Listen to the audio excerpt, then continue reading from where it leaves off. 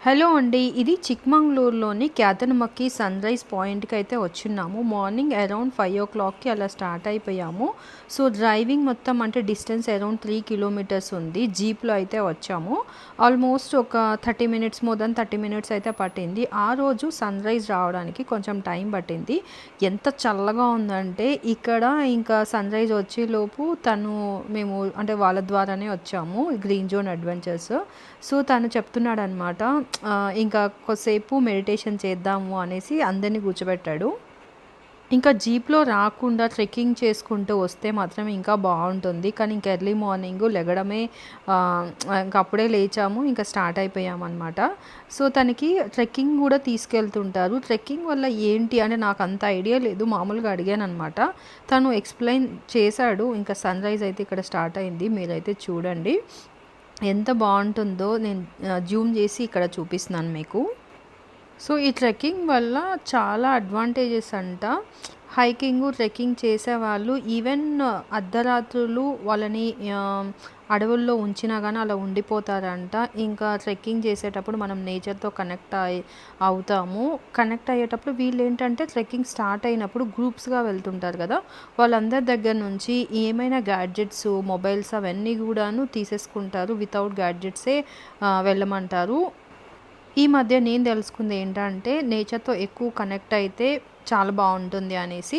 So, అప్పుడప్పుడు మనకి దగ్గరలో ఉన్న ప్లేసెస్‌కి కుదిరితే మంచిగా వెళ్ళేసి అంటే బై వాక్ నేచర్‌లో ఎక్కువ టైం స్పెండ్ చేస్తే మాత్రం చాలా బావుంటది. కొన్ని ప్లేసెస్‌లో సన్‌రైజు, కొన్ని ప్లేసెస్‌లో సన్‌సెట్టు రెండిటిని చూపిస్తుంటారు.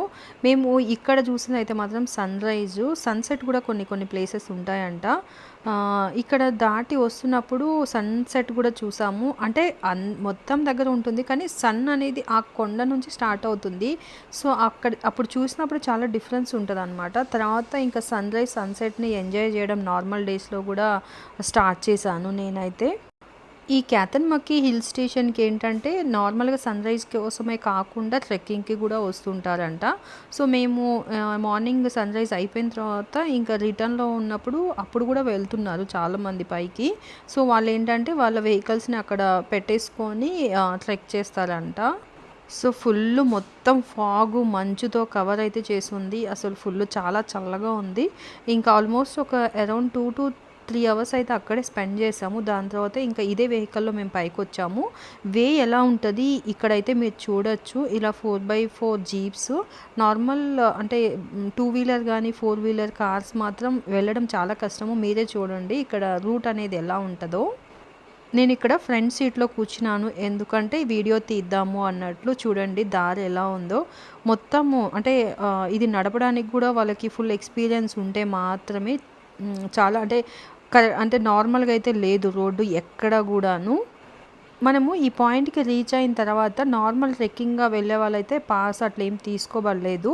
కానీ జీప్ వాళ్ళు ఏదైనా వెహికల్ మాత్రం పైకెళ్తే మాత్రం అక్కడ ఫారెస్ట్ వాళ్ళు ఆపి పాస్ అయితే తీసుకోవాలి. అది జీప్ వాళ్ళే చూసుకుంటారు. మేము ఈ ట్రిప్ అయిపోయిన తర్వాత ఈ హోమ్ స్టే బాగా అనిపించింది మాకు. సో, అక్కడ కొన్ని రోజులు ఉండాలంటే అనిపించి ఊరికే చెక్ చేసాము గూగుల్‌లో. కానీ దీనికంటే ముందు వాళ్ళే ట్రావెల్ ఏజెన్సీ అని చెప్పాను కదా! వాళ్ళే చూసుకున్నారు. మేము ఓన్‌గా డైరెక్ట్ వీళ్ళతో కాంటాక్ట్ అయ్యి అయితే వెళ్ళలేదు. తర్వాత చూస్తే వీళ్ళకి ప్యాకేజెస్ ఉన్నాయన్నమాట. 1 week package, 10 days, 15 days, 20 days, 1 month కూడా ఉంది. సో, ఆ డీటెయిల్స్ ప్రైస్ డీటెయిల్స్ ఎవ్రీథింగ్ కూడా నెట్‌లో ఉన్నాయి. మీరు కూడా చూసుకోవచ్చు. ఇక్కడ చూసారు కదా రోడ్డు ఎలా ఉందో. నార్మల్ వెహికల్స్ అయితే అసలు వెళ్ళలేవు. సో, ఈ ట్రెక్కింగ్ విన్న తర్వాత నుంచి ఎప్పుడు వెళ్దాము అనిపిస్తది. మాకు ఊర్లో పొలం దగ్గర పక్కనే హిల్ ఉంటదనమాట. ఎప్పుడు వెళ్దాం అనుకుంటా, ఎప్పుడూ అవ్వలేదు. చూడాలి ఫ్యూచర్‌లో వెళ్తానేమో.